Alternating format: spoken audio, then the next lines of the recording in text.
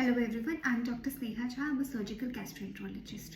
तो बहुत common question आता है अगर किसी को ऑपरेशन के लिए एडवाइस करो, गॉल ब्लैडर का, अपेंडिक्स का, हर्निया का या फिर किसी भी आंत की प्रॉब्लम का, कि मैम लेज़र से ऑपरेशन करेंगे। तो there is a misconception between laser and laparoscopic, मतलब दूरबीन की सर्जरी।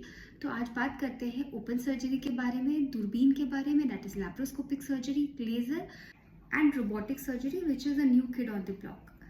तो ओपन सर्जरी में हम पेट में चीरा लगाते हैं, अंदर खोल के देख। तो एडवांटेज क्या है ओपन सर्जरी का? सर्जन्स इसमें ऑर्गन को टच करके देख सकते हैं, मतलब इसमें डेप्थ परसेप्शन, टच परसेप्शन होता है। तो सेकेंड इज लैप्रोस्कोपिक सर्जरी या फिर दूरबीन से बोले ऑपरेशन।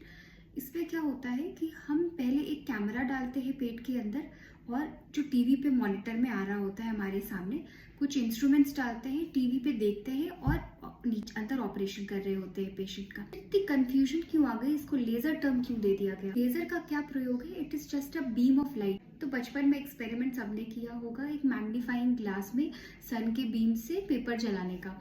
तो ऑलमोस्ट वही काम है लेजर का। तो इसमें कोई होल नहीं होता ऑपरेशन में, बस इस जो बीम ऑफ लाइट है उसको कॉन्सेंट्रेट करके कुछ ना कुछ टिश्यू को जला रहे होते हैं या फिर श्रिंक कर रहे होते हैं, पत्थर तोड़ने के काम आता है। ये कंफ्यूजन रहती है, मैम लेजर ऑपरेशन करेंगे, लैप्रोस्कोपी करेंगे। तो लैप्रोस्कोपिक ही ऑपरेशन करते हैं हम लोग, उसमें ज़रूरत पड़ी तो लेज़र का इस्तेमाल होता है। कि गॉल ब्लैडर निकालने या फिर अपेंडिक्स का ऑपरेशन के लिए लेज़र का प्रयोग करेंगे, उसके लिए हमें दूरबीन लगेगा। तो just let's understand it with an example. Suppose एक केक काटना है, तो ओपन सर्जरी में क्या करते हैं? डब्बा खोलेंगे, नाइफ लेंगे और केक काट देंगे, that is open surgery.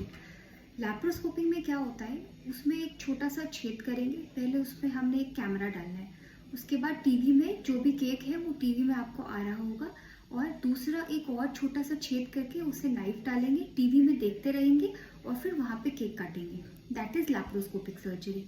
Laser में क्या होगा? डब्बा खोलना भी नहीं है, उसमें कुछ यंत्र भी नहीं डालना है, बस बीम ऑफ रे से कॉन्सेंट्रेट करके उस केक को कट करना है। It is a use of laser for doing some kind of surgery. Now the fourth thing and the new kid on the block is robotic surgery. तो ये भी बड़ी मिसकंसेप्शन है, रोबोट सर्जरी कर रहा है, कुछ खराब ना हो जाए।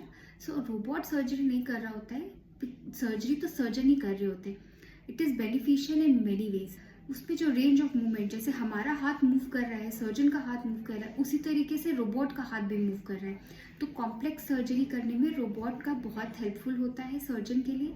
सर्जन एक कंसोल पे आराम से बैठ के लंबी सर्जरीज भी कर सकते। मैंने थोड़ा क्लियर किया हो कि लैप्रोस्कोपी और लेज़र में क्या अंतर होता है, कौन सा टर्मिनोलॉजी सही है बोलने के लिए, और इसके एडवांटेजेस और डिसएडवांटेजेस क्या है।